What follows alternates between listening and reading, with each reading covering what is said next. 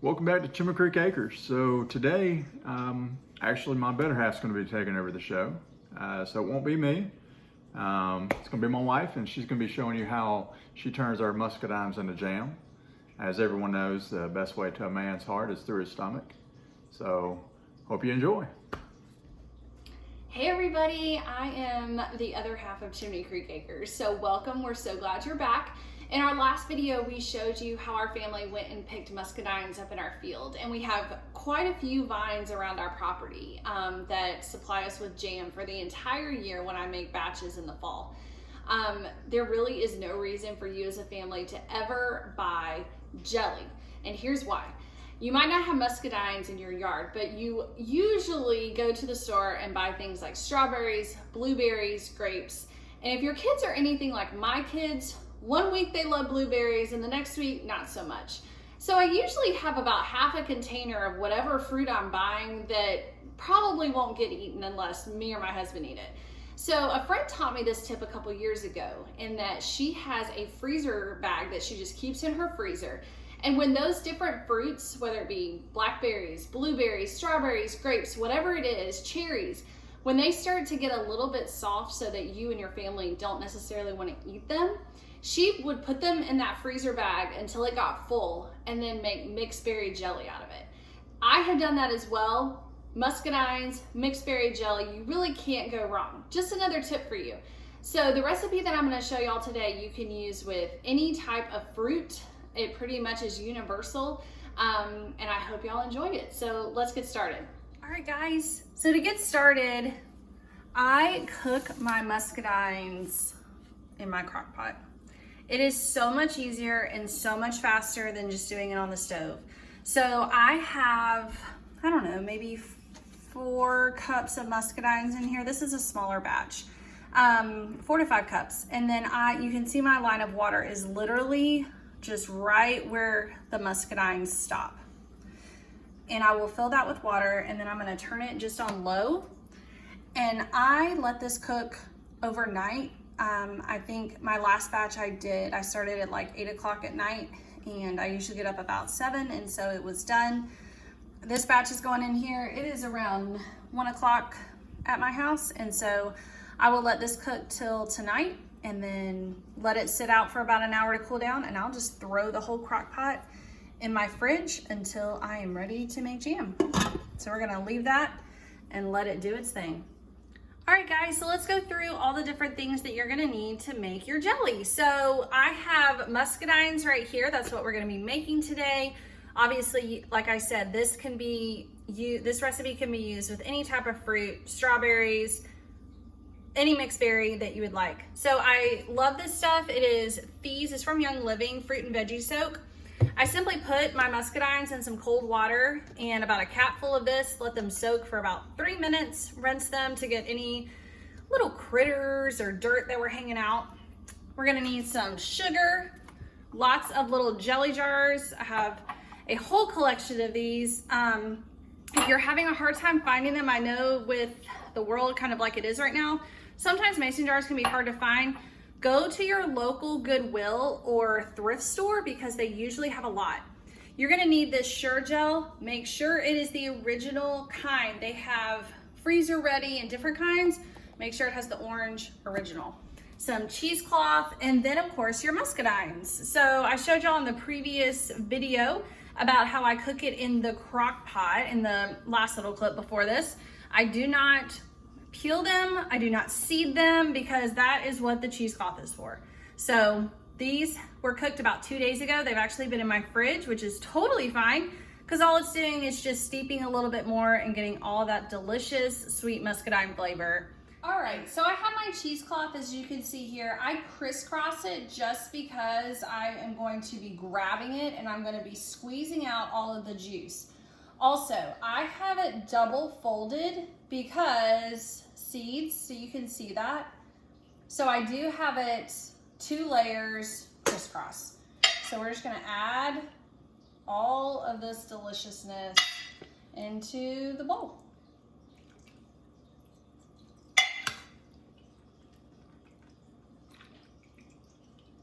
All right, so I have all my muscadines in here, and I'm just gonna take my ladle and I'm literally squishing them as hard as I can to try to get all of that juice out. And the good thing is that the cheesecloth is gonna prevent any of the hull or the seeds from going through. So we're just gonna smash and smash and smash until we can get as much juice as we can out of there.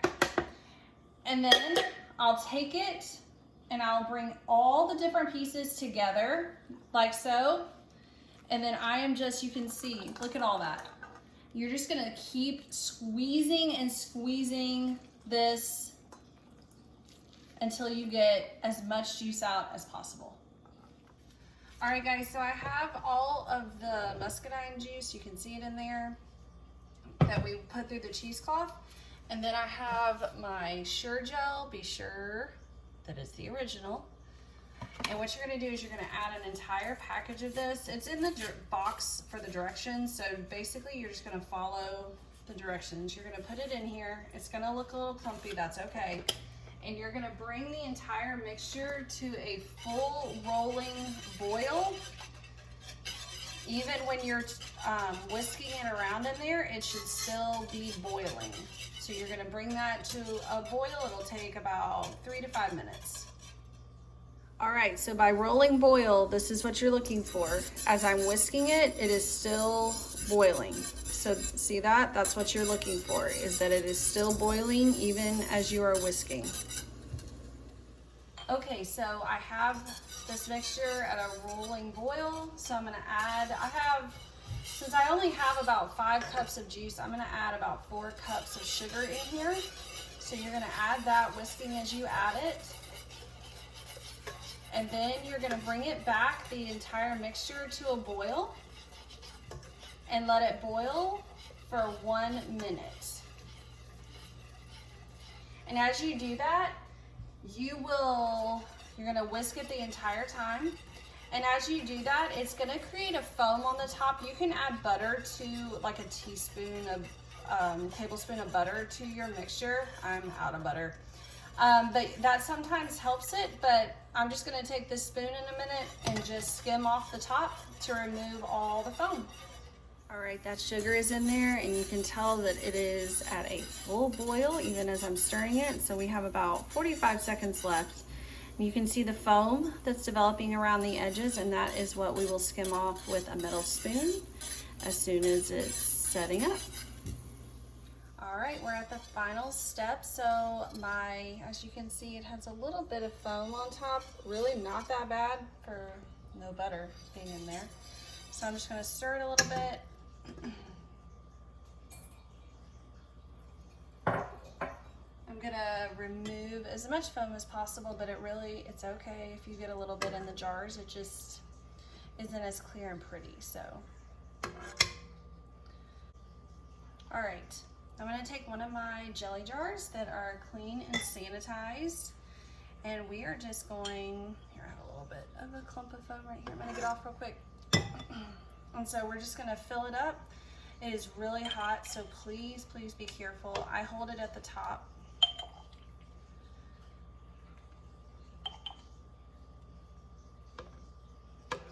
And just stir as you're gathering. Sometimes more foam develops and you just scrape it off as you go.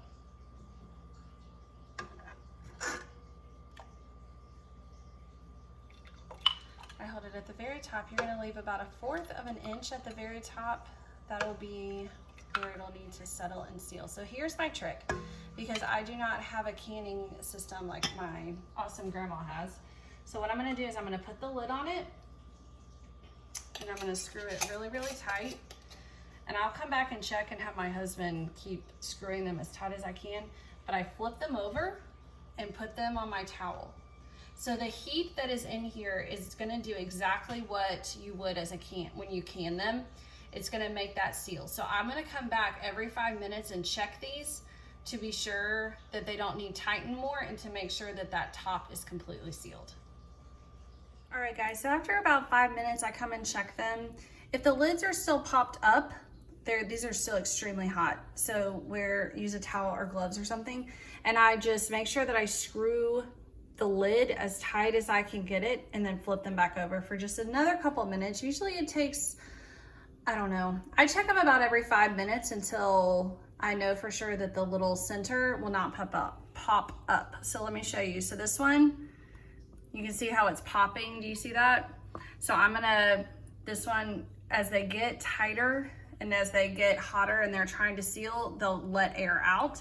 So I'm going to screw this on just a little bit tighter, flip it back over, and check it again in 5 minutes. All right, we're gonna give them another check, you guys. I just did this one and punched it in and it did not come back up. So let's do this one. They're still really hot. That one still needs more time. Let's try this one. That one's good. That one's good. That one still needs more time. And I just keep checking them. All right, guys, that's it for today. Thank you so much for joining me. So after your jars have sat up for a while, you can take a look at this one. When I push it, nothing happens. And so now we know that this one is still a little hot, but we know that it's sealed and that it's ready for storage. So I will put these in my cabinet right behind me for 6 to 7 months. So if you make these now, they make great Christmas presents, put a little bow. Everyone loves fresh jelly, homemade, and you know where it's coming from, whether it is fruit from your freezer or fruit from your own farm. Well, apparently most of my chickens are hiding. There's our duck. Here, baby. As you can see, there's lots of seeds. They're gonna be really happy. So we'll just go take it up here. They'll find it eventually. There's some of them over there. But give them a little treat. They'll be really happy. As long as the rooster doesn't come and get me. Come on, ducky. Come on, ducky.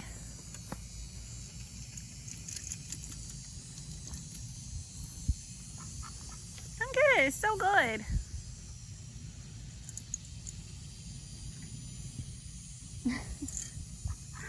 We have lots of chickens, but if you know anything about chickens, they kind of have a rhythm for their day. So they're napping somewhere. All right, y'all. Well, I hope you enjoyed today's video about how to make jam. And make sure that you stay tuned. Deer season's right around the corner, so we got some exciting stuff coming up here on the farm. You're putting in the food plot soon and planting the seed and watching for the deer to come in and get to harvest some. So until next time, God bless.